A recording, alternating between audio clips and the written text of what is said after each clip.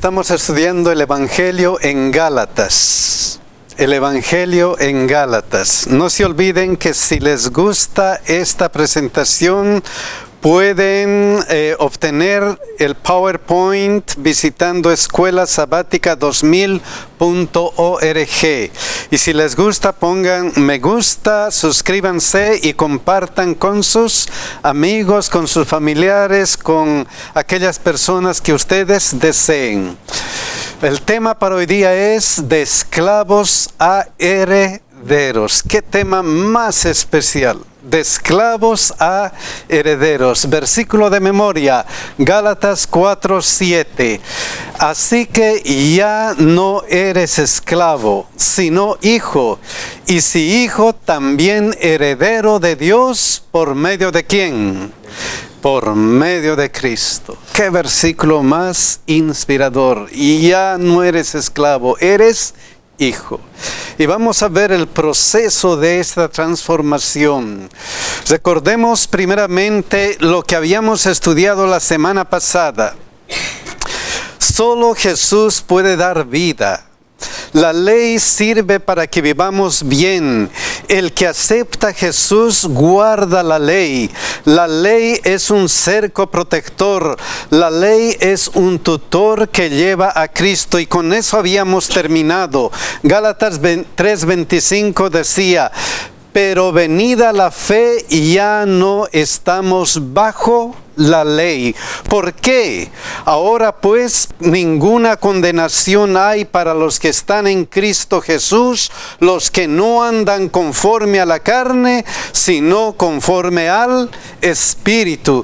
¿Y qué significaba vivir bajo el Espíritu? Dice Hebreos 8:10, por lo cual este es el pacto que haré con la casa de Israel después de aquellos días, dice el Señor. Pondré mis leyes en su mente de ellos y sobre su corazón las escribiré. Y seré a ellos por Dios y ellos me serán a mí por pueblo. Ese es el resumen de lo que habíamos estudiado la semana pasada. Y Gálatas 3:25 decía: pero venida la fe, ya no estamos bajo ayo. Y ahora comenzamos con el versículo que sigue. Gálatas 3:25, Gálatas 3:26. Miren lo que dice. Pues todos sois hijos de Dios por la fe en Cristo Jesús. Pero venida la fe, ya no estamos bajo ayo. Ahora estamos con el corazón lleno de Jesucristo. Jesucristo ha grabado en nosotros, en nuestro corazón, en nuestra mente, la ley para que podamos ser buenos cristianos. Y ahora nos dice, pues todos sois hijos de Dios por la fe en Cristo Jesús. ¿Qué significa todos? ¿Quiénes son todos? Miren lo que dice Gálatas 3:28. Ya no hay judío ni griego, no hay esclavo ni libre, no hay varón ni mujer. ¿Por qué? Porque todos vosotros sois uno en Cristo Jesús. Todos nosotros somos uno en Cristo Jesús. Todos los que hemos aceptado a Cristo como nuestro Señor y Salvador Jesucristo. Y ahora Pablo hace algo especial, introduce algo más. Y miren lo que introduce. Gálatas 3:27. Porque todos los que habéis sido, ¿qué cosa? Bautizados en Cristo. Introduce el bautismo. ¿Por qué será? ¿Qué será el bautismo? ¿Qué será el bautismo? Para mí es muy importante porque el bautismo nos sumerge, ¿verdad?, en el agua completamente, ¿verdad? Y el agua, pues, es vida, ¿verdad? Y a la misma vez nos ¿cómo se llama? Resucitamos de esa muerte a nueva vida. Entonces es un símbolo muy importante que compartimos, ¿verdad?, lo que Dios hizo por nosotros. ¿verdad? Inclusive Él hizo esa acción para que representar lo que tenemos que hacer. Wow. Lo otro que me llama la atención es, en el Antiguo Testamento, mi hermano, estaban bajo el pacto que Dios había hecho con Abraham y toda su descendencia, y la descendencia de Abraham en Jesús. Cuando nosotros estamos ya en esta época y después en el Nuevo Testamento, cuando somos bautizados y se introduce la imagen del bautismo, es como nosotros estamos aceptando el pacto que ya Jesús había hecho, que Dios había hecho con el hombre. Ahora nosotros estamos aceptando porque queremos por fe ser parte de ese pacto, ser parte de la promesa y ser coherederos del reino. Es como una confesión pública de aceptar a Cristo. Como una confesión pública. La lección decía algo bien bonito, bien interesante. Yo no sé si ustedes lo miraron, pero dice que es una metáfora, es una decisión radical de unir nuestra vida con Jesús, tanto en la muerte como en la resurrección. Entonces me impresionó, digo, wow, ¿se imaginan ustedes que cuando nos bautizamos nosotros unimos nuestra vida a Jesús de ahí en adelante? Wow. Y miren lo que dice la Biblia, Romanos 6, 3, 4, acerca del bautismo. ¿O no sabéis que todos los que hemos sido bautizados en Cristo Jesús, hemos sido bautizados en su muerte? Porque somos sepultados juntamente con Él para muerte por el bautismo, a fin de que como Cristo resucitó de los muertos por la gloria del Padre, así también nosotros andemos ¿en qué? En vida nueva. Qué importante, qué importante. Pero lo importante de todo esto está en esta parte del versículo. Dice, porque todos los que habéis sido bautizados en Cristo, ¿qué pasa? De Cristo estáis revestidos. ¿Qué significa de Cristo estáis revestidos? ¿Qué es revestirse? ¿Qué idea da eso? Estar cubiertos otra vez. ¿Qué nos da esta idea? De Cristo estáis revestidos. Es una nueva vestidura. Es una nueva vestidura. Cristo nos envuelve. Cristo nos envuelve con su vestidura. Y en la Biblia hay muchos ejemplos de eso. Miren lo que dice, por ejemplo, Isaías 61:10. En gran manera me gozaré en Jehová, mi alma se alegrará en mi Dios, porque me vistió con vestiduras ¿de qué? De salvación. ¡Qué maravilla! Todas las vestiduras que no servían son desechadas y ahora Dios nos viste con nuevas vestiduras, y esas vestiduras son de salvación. Me rodeó de manto de justicia, como a novio me atavió y como a novia adornada con sus joyas. ¡Qué maravilla! ¡Qué idea! ¡Qué idea de decir, mira, todo te he cambiado!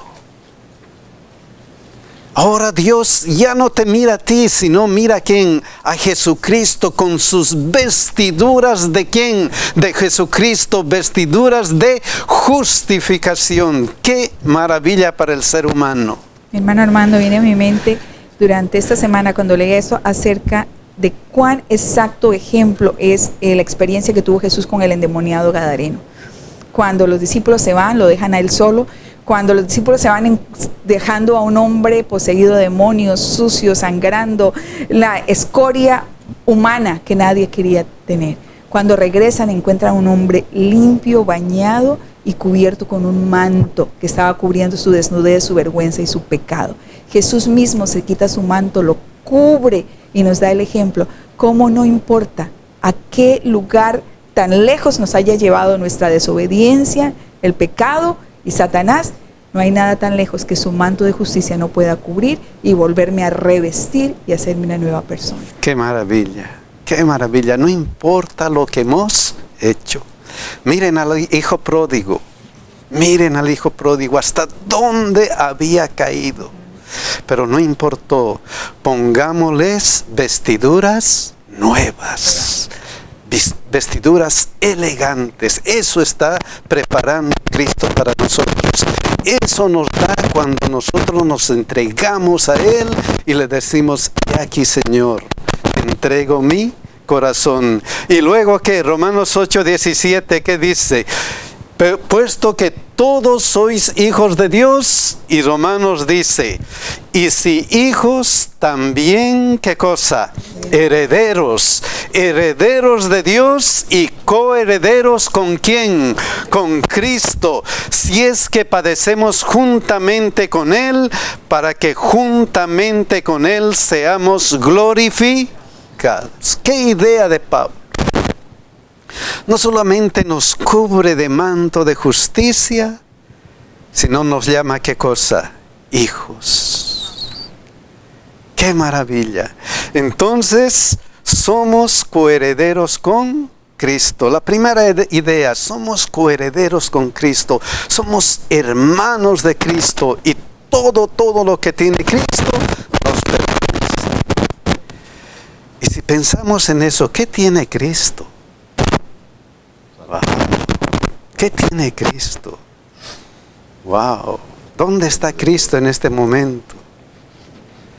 Preparando un lugar para nosotros. Y todo eso nos pertenece. Porque somos, ¿qué cosa? Coherederos con Cristo. ¡Qué maravilla! ¡Qué maravilla! Vamos a continuar con Gálatas 4:1-3 y Pablo continúa con este detalle de, necesitamos que ustedes olviden sus prácticas pasadas. Gálatas 4:1-3, miren lo que dice: pero también digo, entre tanto que el heredero es niño, en nada difiere de ¿quién? Del esclavo, aunque es señor de todo, sino que está bajo tutores y curadores hasta el tiempo señalado por el Padre. ¿Qué nos da esta idea de está bajo tutores y curadores? La semana pasada hemos estudiado, están bajo el ayo. ¿Quién era un ayo? Un tutor. Están todavía siendo guiados. ¿Hasta qué? Hasta el tiempo señalado por el Padre. Así también nosotros cuando éramos niños, estábamos en esclavitud bajo los rudimentos del mundo. Bajo los rudimentos, bajo las cosas elementales del mundo. Y ahora Gálatas 3:19 nos indica la misma idea. Entonces, ¿para qué sirve la ley? Fue añadida a causa de las transgresiones. ¿Hasta cuándo? Hasta que viniese la simiente a quien fue hecha la promesa. Y fue ordenada por medio de ángeles en mano de un mediador. Estos dos versículos se parecen en algo. ¿En qué se parecen? Se parecen en esta palabra hasta y hasta. ¿Hasta qué? Hasta el tiempo señalado por el Padre. Hasta que viniese la simiente a quien fue hecha, ¿qué cosa? La promesa. ¿De quién está hablando? De Jesucristo. Y miren lo que dice Gálatas 4:4. Pero cuando vino, ¿qué cosa? El cumplimiento del tiempo, hasta el tiempo señalado por el Padre, hasta que viniese la simiente a quien fue hecha la promesa. Y ahora Gálatas 4:4 dice, pero cuando vino el cumplimiento del tiempo, Dios envió a su Hijo, nacido de mujer, y nacido bajo la ley. El cumplimiento del tiempo. La venida de Cristo no ha sido una casualidad. No ha sido una casualidad. Vino justo cuando el cumplimiento del tiempo había llegado. Justo en el momento exacto. Y no puede ser de otra manera porque según la historia secular, ¿qué estaba pasando con el Imperio Romano? La historia conoce a esa época con un nombre especial y le han puesto el nombre de la paz romana. La paz romana. ¿Por qué? Porque era un periodo de prosperidad, de paz. Era un periodo en que el Imperio Romano había llegado a su apogeo y entonces todo parecía tranquilo, todo estaba preparado, todo estaba listo. ¿Para qué?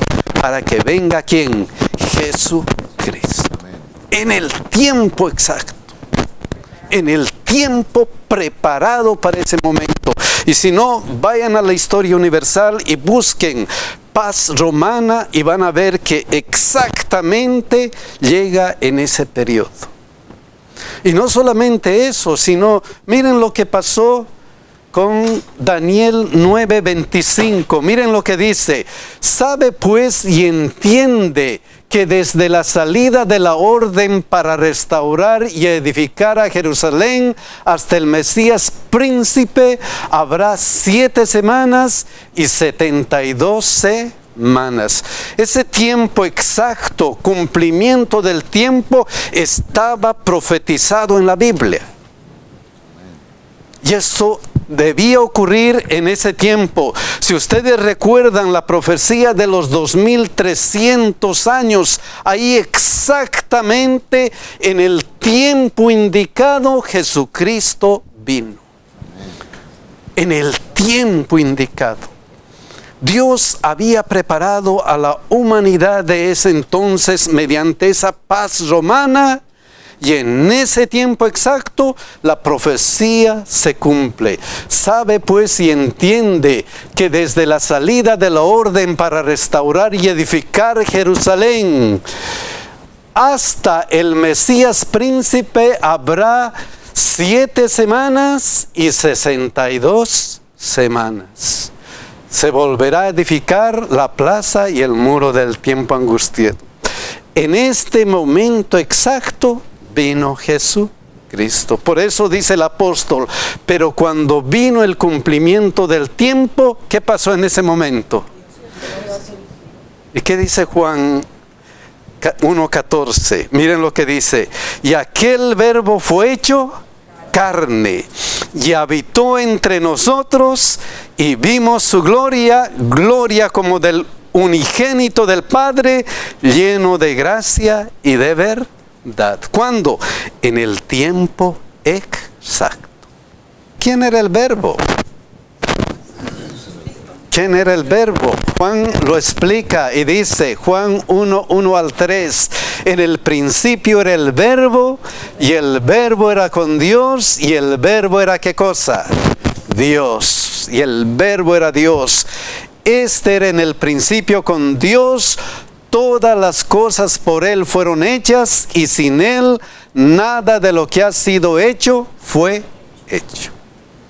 En el momento exacto, Dios se hizo ¿qué cosa? Hombre. ¿Para qué? ¿Por qué?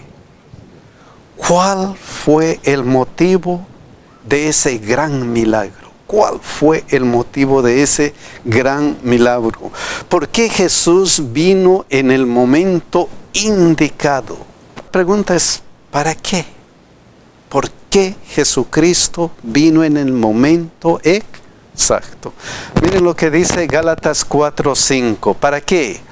Para que redimiese a los que estaban bajo la ley. ¿Qué es redimir? Rescatar, salvar, librar. ¿Y de qué nos libró Estamos condenados. Jesucristo. De la condenación. Sí. ¿De qué nos... Tenemos que remontarnos al Edén, cuando Adán y Eva pecaron. Desde allá comenzó el asunto y el único que podía redimirnos de esa muerte, de que todos estábamos destinados a morir, era Cristo Jesús. ¿Y cómo nos redimió? Muriendo en la cruz. ¿Cómo nos redimió? Bueno, dando su ejemplo y muriendo en la cruz. Muriendo en la Cruz. cruz. En nuestro Tomando el muriendo. lugar que nosotros Ajá. debíamos tomar. Ajá, La muerte muriendo. nuestra se fue acreditada a la de él. La muerte nuestra fue tomada por... Fue nuestro sustituto, decía la lección. Fue nuestro sustituto. Entonces Él murió por nosotros. Y eso también estaba profetizado en el tiempo preciso, en el tiempo específico que pasó. Daniel 9:26. Y después de las 62 semanas, ¿qué cosa? Se quitará la vida del Mesías, mas no por sí. Exactamente el año 31 después de Cristo, de acuerdo a la profecía, a la mitad de la semana, fue muerto ¿quién? Jesucristo. Pero cuando vino el cumplimiento del tiempo, en el momento exacto, Él vino y murió por nosotros. Cuando Él murió por nosotros, ¿de qué nos libró? ¿De qué nos redimió? Miren lo que dice en primer lugar Hebreos 2, 14 y 15. Así que por cuanto los hijos participaron de carne y sangre, Él también participó de lo mismo, refiriéndose a Cristo, para destruir por medio de la muerte al que tenía el imperio de la muerte, esto es ¿a quién? Al diablo, y librar a todos los que por el temor de la muerte estaban durante toda la vida sujetos ¿a qué? ¿De qué nos libró primero? Del diablo. Jesús vino a librarnos del diablo. La primera cosa importante. El diablo ya no tiene poder sobre nosotros. Qué importante. ¿Qué más? ¿De qué más nos libró? Romanos 6:22. Miren lo que dice. Mas ahora que habéis sido liberados ¿de qué? Del pecado y hechos siervos de Dios, tenéis por vuestro fruto la santificación y como fin la vida eterna. Dios no solamente nos ha librado del diablo, que es el que nos hace pecar, sino nos ha librado del pecado. Segundo lugar, Jesús vino a librarnos del pecado. ¿Y qué es el pecado? Transgresión de la ley.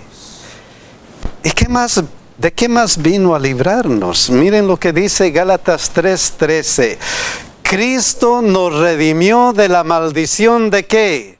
De la ley, hecho por nosotros maldición, porque escrito está: maldito todo el que es colgado de un madero. Y hemos estudiado qué significa maldición de la ley. Entonces nos ha librado del pecado y ahora nos libra ¿de qué? De que la ley nos diga: has pecado. Vas a morir. Vas a morir. Nos libra, Jesús vino a librarnos de la condenación de la ley. Si queremos repasar esto, podemos ver la lección de la semana pasada. ¿Cómo es ese proceso? Pero Cristo vino a librarnos de la condenación de la ley. ¿Qué más? ¿Qué más? Miren lo que dice 1 Corintios 15, 55 al 57. ¿Dónde está, oh muerte, tu aguijón? ¿Dónde, oh sepulcro, tu victoria? Ya que el aguijón de la muerte es el que cosa, pecado. Si Cristo nos ha librado del pecado, de la condenación de la ley, y el aguijón de la muerte es el pecado, y el poder del pecado la ley, mas gracias sean dadas a Dios que nos da la victoria. ¿Por medio de quién? De nuestro Señor Jesucristo. Cristo. Amén. Qué maravillosa la vida cristiana. Jesús vino a librarnos de la muerte. ¡Wow! ¡Qué maravilla! Cómo Jesús vino en el momento preciso para darnos estas oportunidades, libres de todo. ¡Qué maravilla! Hermano Armando, sabe que en la lección, mira, hablando de todo esto, y ahora que usted lo hace en una forma tan exacta y tan precisa, todo esto era el mensaje que Jesús trajo y el que Pablo le había presentado a nuestros hermanos en Gálatas. Toda esta liberación, todo esto estas bendiciones y esta adopción que habían recibido, y en ese momento ellos estaban regresando de ser adultos a ser nuevamente que bebés espirituales. ¿Sabe que eso me hacía pensar en nuestra condición personal?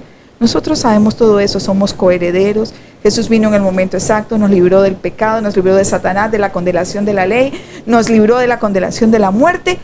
¿Nosotros realmente estamos viviendo de acuerdo a esto? ¿Nosotros realmente creemos que esto es cierto? ¿O como nuestros hermanos gálatas estamos regresando y estamos aceptando algún tipo de gracia que no corresponde a la que Jesús nos da a nosotros? Wow. Pero lo más importante está en lo que sigue del versículo, Gálatas 4:5, para que redimiese a los que estaban bajo la ley, y el énfasis, a fin de que recibiésemos la adopción de ¿qué? De hijos. Lo más importante. La lección empieza con que somos coherederos con Cristo. Y aquí nos dice, a fin de que recibiésemos la adopción de hijos. ¿Quién es un hijo adoptado? ¿Quién es un hijo adoptado? El heredero. Es el heredero. El hijo adoptado tiene los mismos derechos, las mismas obligaciones que el hijo natural, que el hijo nacido de la familia. Tiene los mismos, no se puede desligar de esas responsabilidades. Y miren lo que dice Romanos 8:15 al 16 acerca de esto. Pues no habéis recibido el espíritu de esclavitud para estar otra vez en temor, sino que habéis recibido el espíritu de adopción, por el cual clamamos Abba Padre. ¿Qué es Abba Padre? Papacito, papito, por el cual le decimos a él que eres mi papito, con amor, con cariño, con esa devoción que tiene el niño que encuentra a su papá y le dice, papito, ¿cómo estás? Con esa devoción, el Espíritu mismo da testimonio a nuestro espíritu de que somos hijos ¿de quién? De Dios. De Dios. Hijos de Dios y coherederos con Jesucristo. ¡Wow! ¡Qué bendición! ¡Qué bendición!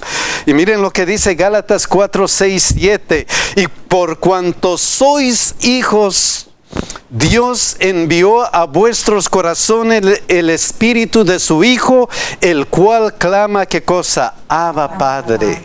Así que ya no eres esclavo, sino hijo. Ya no eres esclavo, sino ¿qué cosa? Hijo. Pero Pablo tiene algo más que decir a esto. Y miren lo que dice Gálatas 4:8 al 9. Ciertamente en otro tiempo, no conociendo a Dios, servíais a los que por naturaleza no son dioses. Mas ahora, conociendo a Dios, o más bien siendo conocidos por Dios, ¿cómo es que os volvéis de nuevo a los débiles y pobres rudimentos a los cuales os queréis volver a esclavizar? Cuidado. Cuidado, dice. Ya son hijos, ya son coherederos de Dios. ¿Por qué van a volver atrás? Hermano, y la lección decía esos puntos importantes que dice, el hijo adoptado se convierte ¿qué? En el hijo verdadero. Segundo, el adoptante acepta criar al hijo como es debido y atender sus necesidades de alimento y abrigo. Tercero, el adoptante no puede repudiar a su hijo adoptado. Cuarto, el hijo no puede ser reducido a la esclavitud. Quinto, los padres naturales del hijo ya no tienen derecho para reclamarlo. Y sexto, la adopción establece un derecho a la herencia. ¿Realmente entendemos lo que significa haber sido adoptados por Dios? Ya no le pertenecemos a Satanás, ya Él no tiene poder sobre nosotros. Tenemos los derechos que Jesús nos está dando, los derechos que solamente Él tiene. Ahora ya no nos llama que somos pecadores, sino sus hermanos. ¿Qué connotación tan grande tiene eso? ¿Realmente lo logramos entender en nuestra mente el significado de la adopción por Dios del universo a nosotros como sus hijos? Qué hermoso que nosotros pudiésemos vivir diariamente como eso, como los hijos que somos de Él. Amén, amén. Y cuidado, dice, cuidado que quieran volver hacia atrás. Cuidado que quieran volver hacia atrás. Lamentablemente la naturaleza del hombre no es tan agradecida. Y en la vida real lo vemos. Cuando una familia adopta a un niño, lo hace crecer y hace lo mejor por él, lo educa y le da todo, le da amor, le da cariño, todo. Siempre sucede que cuando ellos llegan a ser grandes, quieren conocer a sus verdaderos padres biológicos. Y en más de una ocasión, ese caso ha terminado en retiro, en desprecio, y el muchacho se va o muchacha se va con sus verdaderos padres. Eso es lo que está recomendando aquí el apóstol. No sean ustedes así. Amén. Y es interesante, Él nos dice, wow, cuidado que vuelvan atrás. Más bien, la implicación grande de Gálatas es lo que termina en este versículo. Y si hijo, también heredero de Dios, ¿por medio de quién? De Cristo. Coheredero de Dios. Coheredero con Cristo. ¿Y cuál fue la relación de Cristo con el Padre? ¿Cuál fue? Íntima, cercana. Íntima. Si Él es nuestro hermano, miren lo que pasó con Jesucristo. Cuando Él le decía qué cosa, Abba Padre, papito, papi, por favor. Miren Marcos 14:16. Y decía qué cosa, Abba Padre, papi, aquí estoy. Jesucristo, todas las cosas son posibles para ti. Aparta de mí esta copa, mas no lo que yo quiero, sino lo que tú quieras. ¿Qué relación? Y sabemos que esto fue donde, en el tiempo de cuando Él estaba orando, casi como sudando sangre. Estaba haciendo su última decisión. Y miren que esa relación, papi. Ahora nosotros somos qué cosa, Él es nuestro papi. Papi. ¿Cómo nosotros vamos a acercarnos a Él? ¿Cómo vamos a acercarnos? ¿Qué le vamos a decir a Él? ¿Cómo Jesucristo se acercaba a Él y le decía, papi, aquí está, esto es lo que yo quiero, pero que no se haga mi voluntad, sino qué cosa, tu voluntad. Mis hermanos, miren qué maravilla. Hijos de Dios, hijos de ese papi hermoso. Ojalá que nosotros le entreguemos nuestro corazón a Él para que Dios pueda ayudarnos a sentir esto mismo que Jesucristo sintió. Que Dios nos bendiga y nos cuide.